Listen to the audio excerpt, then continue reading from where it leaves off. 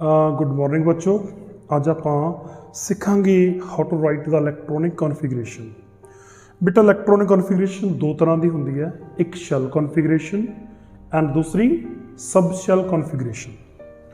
जिहड़ी शैल कॉन्फिगरेशन है वो सिंपल साडे कोल 2 8 8 18 18 32 वो कुछ इस तरह के पैटर्न च होंदी है।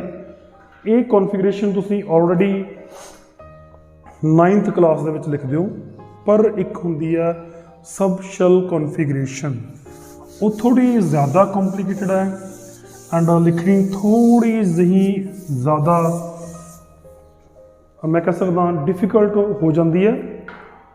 उन्होंने सीखण दे लई सब तो पहला सानू थोड़े जे बेसिक्स क्लीयर करने पैणे आ, बिकॉज उस कॉन्फिगरेशन ते असी डायरैक्टली नहीं जा सकते। तो बेसिक्स की ने, सब तो पहला क्वांटम नंबर। क्वांटम नंबर बेटा इहदे च की है ना, इस वीडियो दे विच सब शैल कॉन्फिगरेशन दे नाल रिलेटेड सारा ही कुछ डिस्कस करना पॉसिबल नहीं है। So I am keeping the very short, जो इस कॉन्फिगरेशन को लिखण दे लई बहुत ज़्यादा जरूरी है। मैं सिर्फ उन्ना पार्ट डिस्कस कर रहा, बहुत लंबा टॉपिक बहुत शॉर्ट वीडियो दे विच प्रोवाइड कराउण जा रहा, क्योंकि जे तुहानूं फिर भी कोई प्रॉब्लम वाली गल लगदी है, that means you need to do the full detail of the basics of model of an atom. Atom के बेसिक्स बारे तुहानूं जानने की लोड़ पवेगी, ठीक है। And if you are satisfied you can do that's well and good, फिर तो बहुत अच्छी गल है। तो शुरू करते हैं क्वांटम नंबर। क्वांटम नंबर की ने, these are the numbers which tells us the complete address of an electron in an atom. किसी भी एटम दे विच इलैक्ट्रॉन कित्थे है। सपोज करो मैं एक मॉडल बनाने लग्या एटम का, this is the model of an atom. You well know these are the shells KLMN और वी कैन से 1 2 3 4। ये मॉडल असी पढ़िया है बोहर्स मॉडल, ठीक है।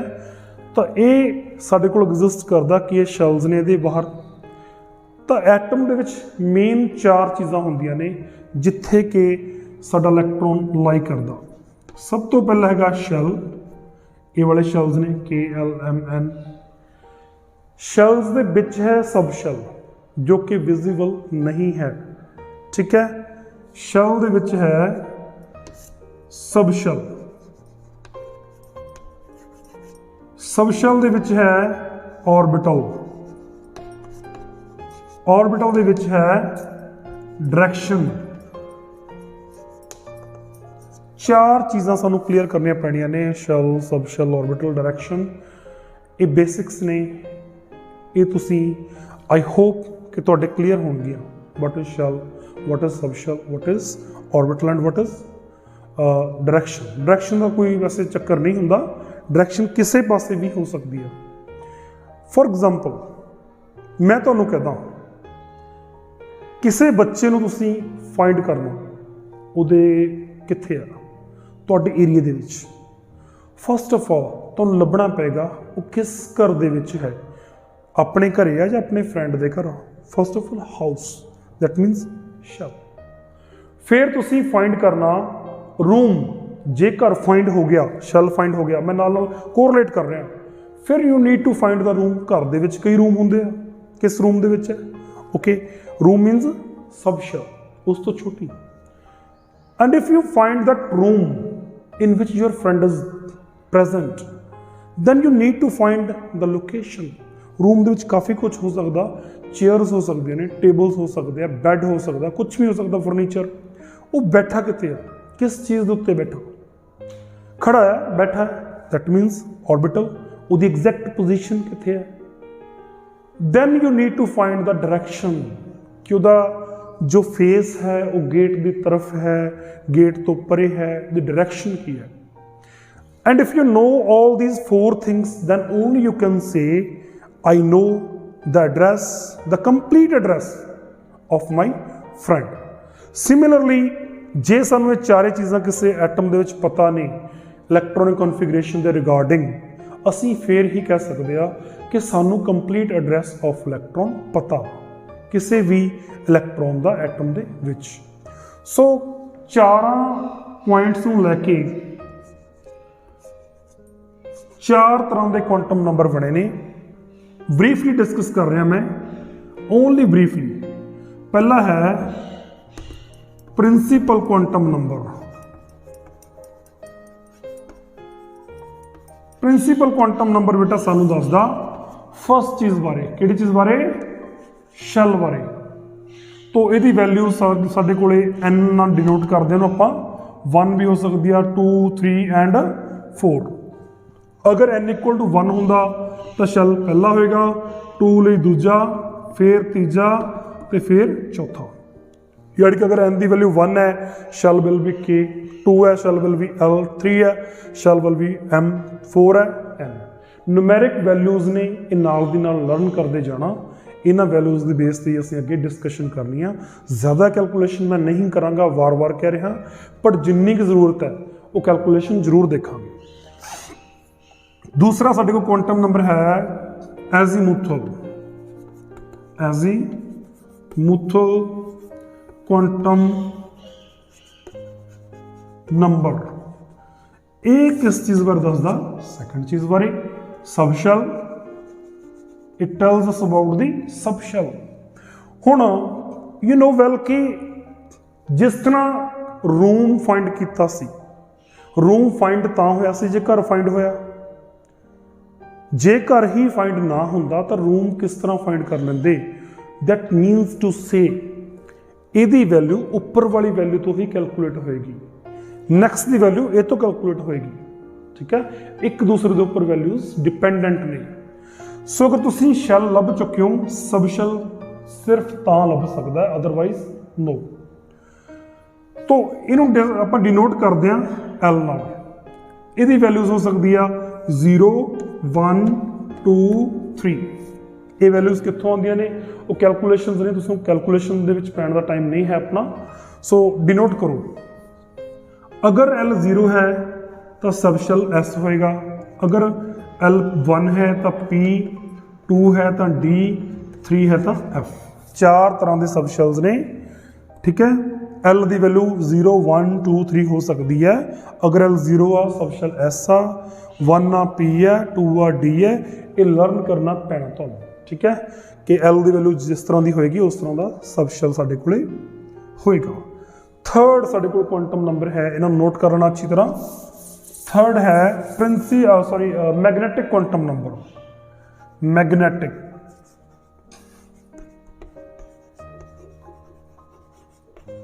Magnetic quantum number.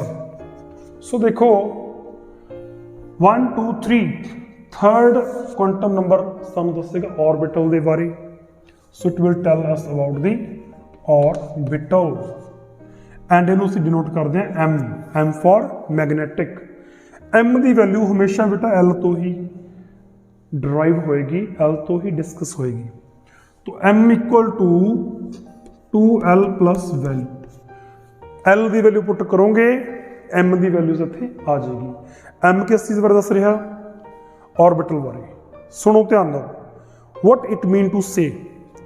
अगर L इज इक्वल टू 0 है तो M is equal to 0 put कर दो।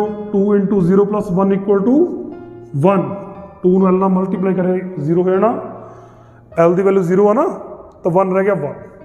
अगर L इज इक्वल टू 1 है, M equal to 1 multiply 2, 2 plus 1 3 values. L equal to 2, M क्या होगा? 5 values. L equal to 3, M will have 7 values. What it means? मैं इन्हू थोड़ा ब्रीफ च लिख देना सारे नू। हुण इस चीज़ नू याद रखो कि अगर L है that means S subshell, L 1 है P subshell, and D and F। L represent कर रहा सबशैल नू,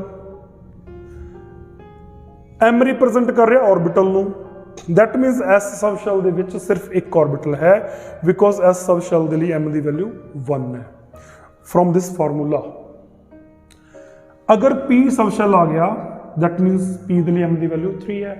इट मीनस P सब शैल हैज 3 ऑर्बिटल्स।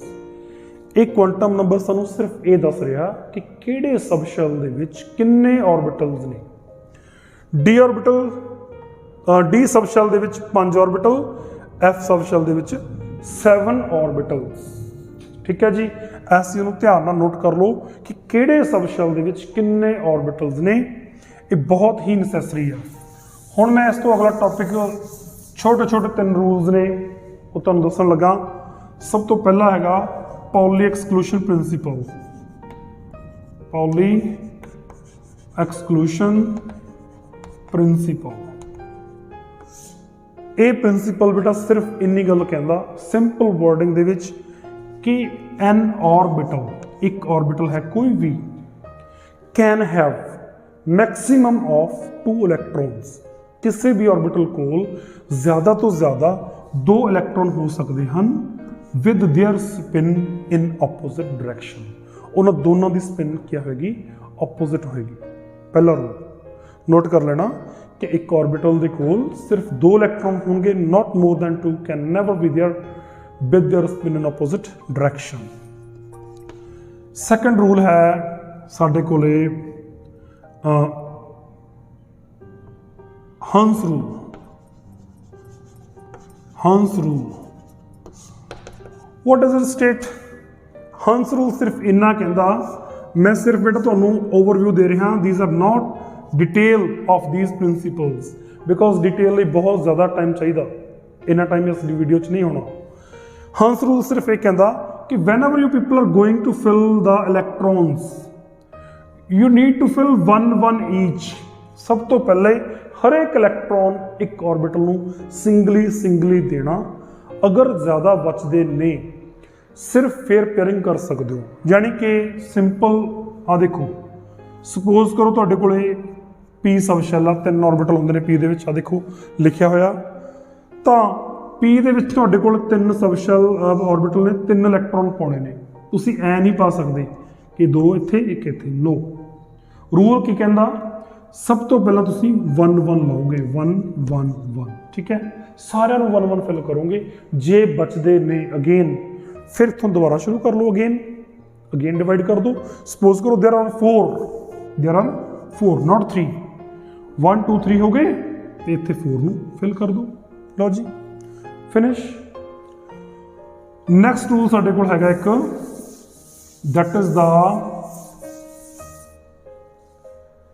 उस रूल का नाम है जी पॉली एक्सक्लूशन हो गया, हंस रूल हो गया, तो अफवा प्रिंसीपल।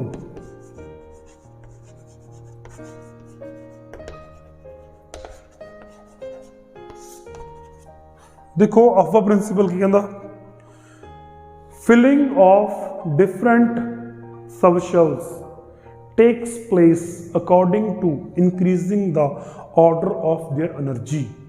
कि जिहड़े आपां इलैक्ट्रॉन फिल करने आ सब शैल दे विच, किसी भी एटम दे विच, वो उन्हां दी एनर्जी इंक्रीज होंदे, जैसे जैसे इंक्रीज होंदी है वैसे वैसे वो फिल होंदे आ।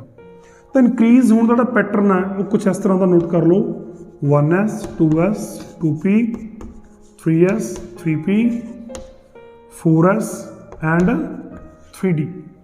+1 क्लास लिए सफिशेंट आ, सिर्फ ये वाला ऑर्डर याद कर लो कि इस ऑर्डर के मुताबिक फिल होंदे ने अफवा प्रिंसीपल। वैसे ने डिटेल बनाई हुई आ, डिटेल तीर जे एरो ला के उन्होंने नाल मैच किया होया कि किस तरीके दे नाल ये एनर्जी फिल होंदी है। तुसीं सिर्फ ये पैटर्न याद कर लो, you need not to do that thing for this configuration. 1s 2s 2p 3s 3p 4s 3d। ठीक है, now we need to put the powers कित्थों आउणगियां। सिंपली समझो, दिस इज S, मैं S की पावर चेक करनी है कितनी आएगी। यू नो कि S दे विच कितने ऑर्बिटल ने, 1। हाँ देखो 1 ऑर्बिटल मैं इस तरह दिखाता। हुणे 2 मिनट पहला आपां पॉली एक्सक्लूशन प्रिंसीपल पढ़िया कि एक ऑर्बिटल दे विच कितने इलैक्ट्रॉन हो सकते हैं, मैक्सिमम 2। बेटा ऑर्बिटल एक आ, एक दे विच मैक्सिमम इलैक्ट्रॉन दो ही हो सकते हैं। दैट मीनस एस की जी पावर है मैक्सिमम दैट कैन बी 2। तो सारे एस वालों के लिए मैं 2 पावर लिख दिना। हुण आ जाओ पी ते, पी सबशैल दे विच किन्ने ऑर्बिटल ने 3, मैं दिखा दिना 1 2 3, these are 3 orbitals. You know कि 1 ऑर्बिटल कैन हैव 2 इलैक्ट्रॉन्स, तो 3 ऑर्बिटल्स को कितने इलैक्ट्रॉन होंगे 3 2 6। यस 1 2 3 4 5 6, एक ऑर्बिटल को 2 इलैक्ट्रॉन, 3 ऑर्बिटल ने, तो टोटल 6 इलैक्ट्रॉन होंगे। So we need to write the power of P as 6। जिथे भी पी आ, जिहड़ा भी पी आ, एवरी पी किसी भी शैल का, भावें ये शैल ने 2 2 3 3 4 3 ते नाल ने सब शैल एस पी एस डी जो भी है एक ही ने सब शैल। सब शैल जिहड़ा भी है किसी भी शैल का सब शैल है 3 का है 2 का है 1 का है, that will get the same number of electrons. D खुद ही मल्टीप्लाई कर लो 2 नाल, 5 orbital like this, multiply by 2 is equal to 10, तो डी की पावर क्या आएगी 10। F if there is any then it will be 14, f the power होगी 14। so this is the number of electron that can a subshell maximum have। किसी सबशैल कोले maximum इलैक्ट्रॉन्स किन्ने हो सकते हैं वो इस तरीके दे नाल आपां कैलकुलेट कर सकते हाँ। So this is your finalized configuration. बड़े शॉर्ट तरीके दे नाल आपां इसनूं क्रिएट कीता, otherwise it requires 2 to 3 lecture minimum, 4 हो सकते हैं but it require 2 to 3 lectures minimum. So हुण आपां किसी भी कैलकुलेट करांगे कॉन्फिगरेशन इस पैटर्न के मुताबिक इलैक्ट्रॉन नूं डिवाइड कर दिओ। सपोज करो there is carbon atomic number 6, atomic number 6 का मतलब 6 इलैक्ट्रॉन्स कार्बन दे कोल, divide the 6 according to these powers 1s2 2s2 and 2p2, because 2 to 4 only 2 are left behind। p ਦੇ ਵਿੱਚ ਮੈਕਸਿਮਮ 6 ਐਂਟਰ ਕਰ ਸਕਦੇ ਆ ਬਟ ਇੱਥੇ ਸਾਡੇ ਕੋਲ ਸਿਰਫ 2 ਹੀ ਬਚੇ ਨੇ, ਟੋਟਲ 6 ਨੇ। ਸੋ hair 4 and 2 left behind। write the configuration of sodium 11, 1s2 2s2 2p6 3s1, तो a 2 2 4 6 10 plus 1 11। write the configuration of phosphorus 15, 1s2 2s2 2p6 10 हो गए पूरे, 6 2 8 2 10, 3s2 12 and 3p5 sorry 3p3, these become the 15। इत्थे तक पहुंच गए सी। 30 तक जिस दी भी कॉन्फ़िगरेशन लिखनी है you can write according to that pattern। this is a very short video about how to write the configuration। Try किया मैं कि तुहानू सारा इस चीज़ बारे पता लग गया होवे। अदरवाइज बेटा ये काफ़ी लंबा प्रोसैस है। सैकेंड लैसन का सैकेंड हाफ जिहड़ा एटॉमिक स्ट्रक्चर लैसन है उहदा सैकेंड हाफ तो लैके एंड तक का सारा पोर्शन है जो मैं एक लैक्चर च बहुत ही शॉर्ट तरीके नाल प्रेजेंट किया। सो होप कि तुहानू काफ़ी कुछ क्लीयर हो गया होगा। And still there is any problem I will try to help you up to the maximum. Thank you so much.